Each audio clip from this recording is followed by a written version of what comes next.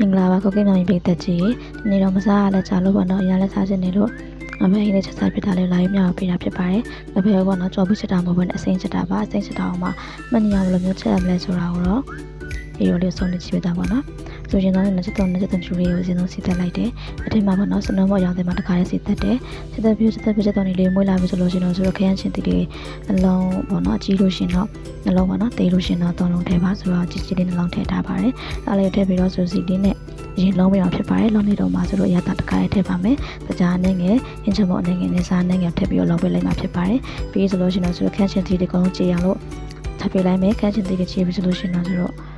အဖေလုံထားလေးကိုထည့်ပါနော်။အဖေတော့ဆိုတော့မကြော်ဘဲနဲ့ပြုတ်ထားရပါနော်။မပြုတ်တော့မပြတော့ဘူးထွေထူးလည်းမဟုတ်ဘူးဆိုတော့လေအားလုံးလည်းသိမဲ့ထည့်ပါတယ်ပေါ့နော်။အဖေလေးဆိုတော့ထည့်လိုက်တယ်ထည့်ပြီးဆိုလို့ရှိရင်အနစ်ကလေးဝင်အောင်လို့ပေါ့နော်ဆိုတော့9မိနစ်လောက်ချက်ထားပေးလိုက်တယ်ချက်ထားပြီးဆိုလို့ရှိရင်တော့ဆိုတော့နောက်ထပ်ရှည်ထည့်ပေါ့နော်ရှည်ရကိုစားခြင်းနဲ့အနေထားတော့ပဲထည့်ပါဆိုတော့ရှည်ထည့်ပြီးပြီဆိုတော့ကျတော့အဲ့ရှည်လေးပြန်ပြီးပွက်ပြီးပေါ့နော်ပြန်ပြီးပွက်ပြီးတော့ကိုလိုချင်တဲ့အနေထားရောက်ပြီဆိုရင်တော့နန်းနန်းပင်လေးခတ်ပါမယ်နန်းနန်းပင်